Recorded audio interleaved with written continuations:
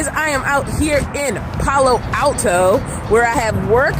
I'm a little bit next to the highway and I might end up going in the car to shoot a lot more of this video because it's quieter in there. Even though it's not too bad behind me.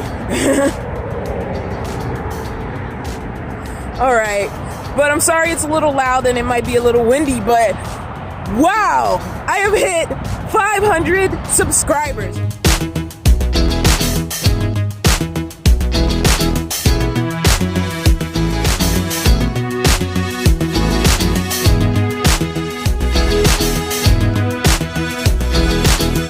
So, now that we're over our excitement over the 500 subscribers, like, it's a big deal, guys. Let's move on to some other. So, I've had people ask me, like, why aren't you monetizing YouTube?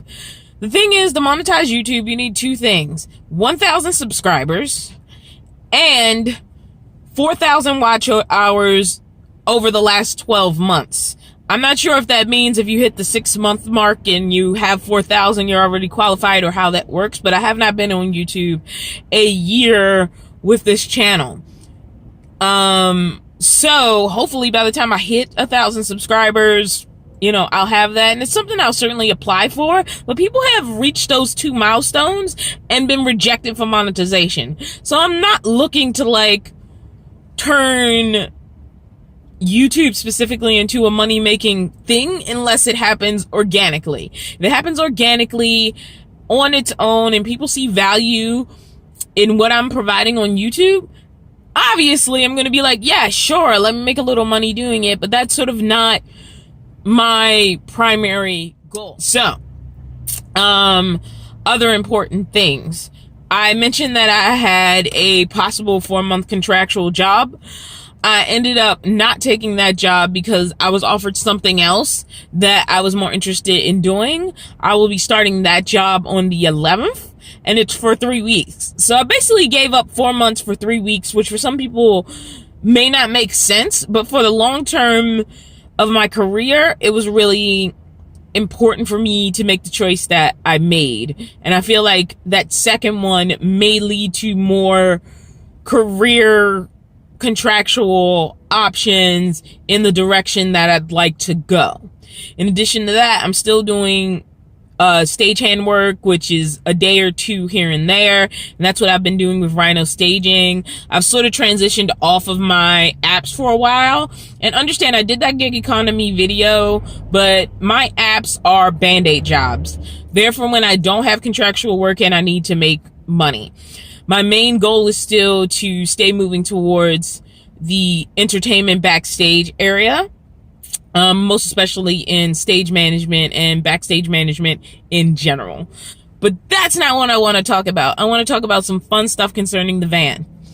First of all, I really right now have no interest in upgrading from a minivan to a cargo van or any sort of standing van, which some people might find insane. And why? There's just more parking restrictions with these larger vehicles, especially as they're becoming more popular to live in. But whenever you're in these kind of areas, you can tell you're already dealing with people who are super sensitive about people sleeping in their vans. Well, the thing about my minivan is, like, every time I see it parked on the street and I'm like, nobody would even glance at this, I take a photo of it, because I'm like, look at this. This is why I like my minivan. Like, it looks like other cars in most neighborhoods. Like, the minivan just does not stand or pop out at this time in you know, van life. It's, nobody suspects it. Nobody looks twice at it. And the thing is, yes, I have a curtain behind my seat, but all anybody's going to see at night is an empty driver's seat and an open visible cab.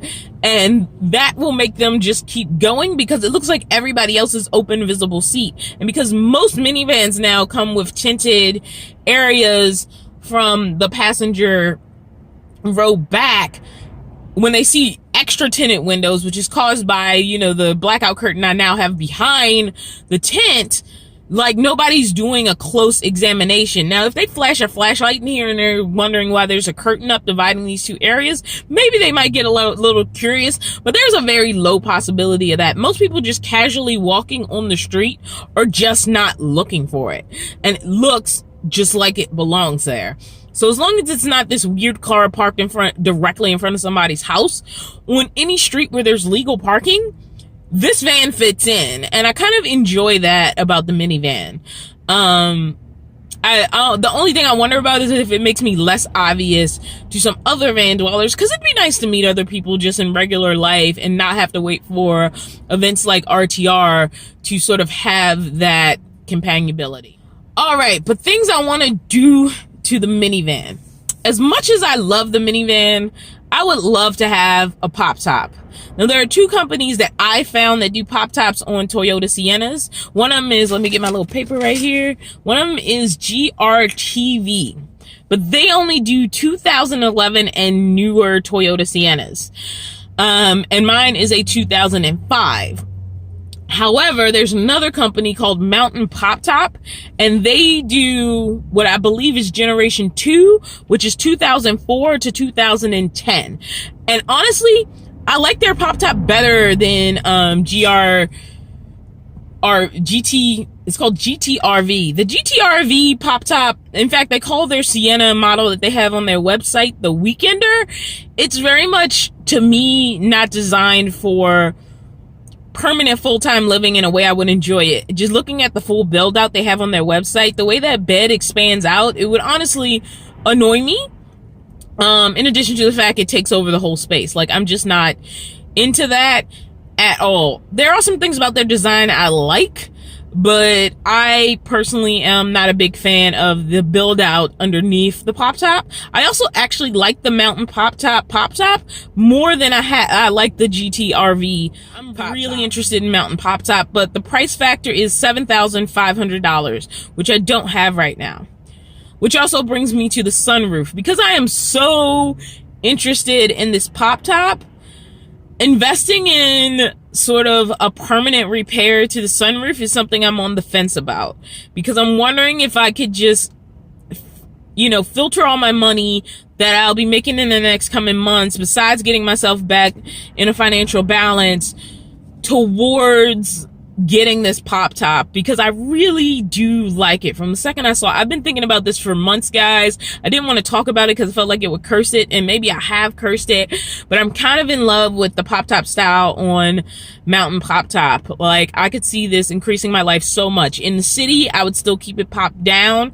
I would want a design that still worked with the top down, but I'm really, really, really enjoying the pop top on the Mountain Pop Top website. So the other thing I've been thinking about is a lift kit.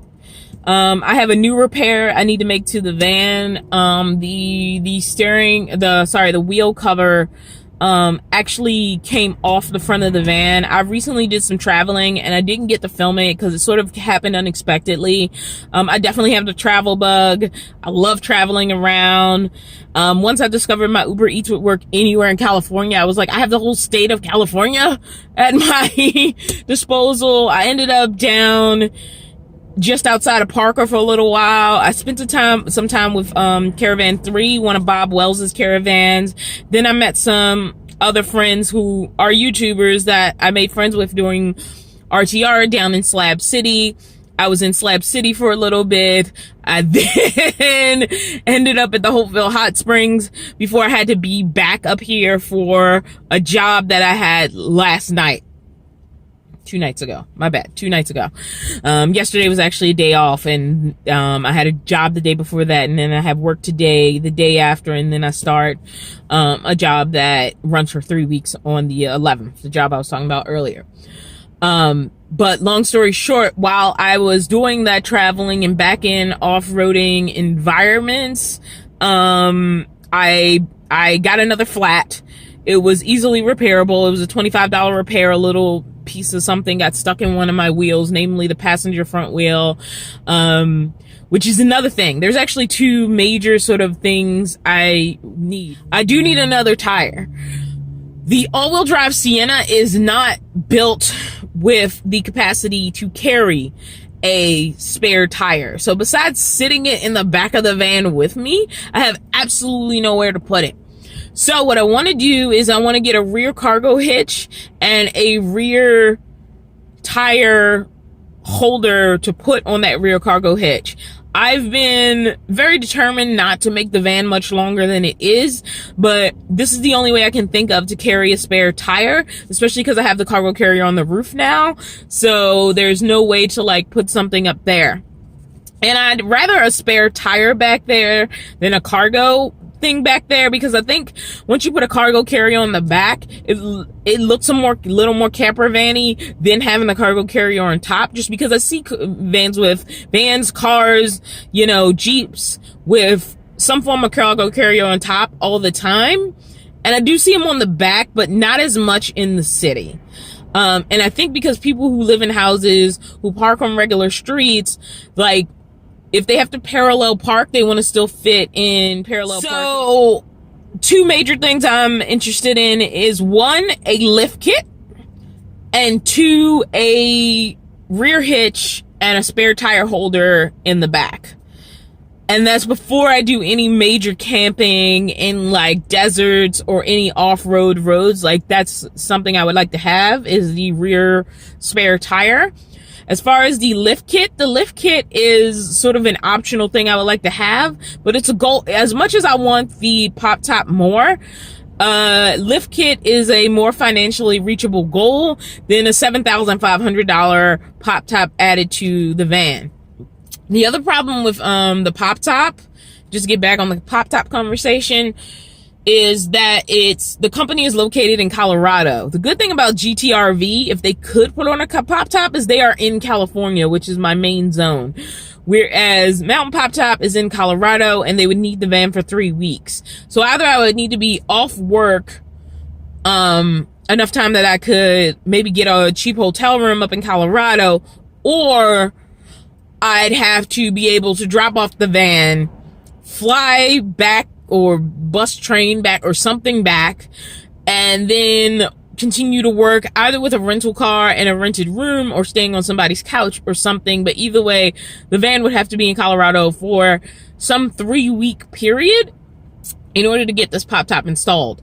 Now, if I had the money to do it, I would get it installed in a second. Like, I have no doubts about wanting a pop top on this van. Then the other thing, a custom bed and custom shelving. Like, those are, I have a pretty good idea of what I want to do. I'm going to do some sketches and maybe show you guys it, but I have a pretty strong idea of how I want to design it. I've been looking at people's minivans since RTR. I like looking at minivan builds on YouTube. I am committed to my minivan. Like, I enjoy it. I don't feel like right now I need more than this minivan. I don't need a standing van. If I get the pop top, yes, I want it. Standing would be a convenience, but it's not like a deal breaker. If I could never afford that pop top, which means I definitely need to fix this sunroof, I would be okay. But yeah, that's sort of where I am. Not the most exciting 500 subscribers video. There's some other stuff I want to talk about, but then this video would be like 45 minutes long, and my last video was like over a half hour, I think. But that one was important information. Like, if people were trying to figure out how to get by for a little bit in van life, I felt like that was a really good video to get put out there. This one is a more self-serving video, but it's also a thank you. And I just want to say thank you also to the people who have given me gifts or donations without me asking. Namely, I had a donation from a guy named Thomas. Thomas, thank you so much. It was a random, just here's $50. And like, I didn't ask for it, but it honestly did help me, because I ended up way down in Southern California and in Arizona for a little bit, way longer than I expected, just because things kept happening, and so the situation got extended, and that really helped me with gas money getting my way back home. When I went out to RTR, I never got to thank her, but thank you, Maxine, for that $50 Target gift card. It actually helped me with some stuff that I got to stock up with in the van before I headed out. It has been super incredible. This journey of getting a minivan and living in it and just finding this new lifestyle and new friends and new adventures. And I look forward to bringing some more adventures to you. Hopefully a little bit about, you know, my trips to Slab City and to the Hopeville Hot Springs and just being back in BLM land. So I will see you guys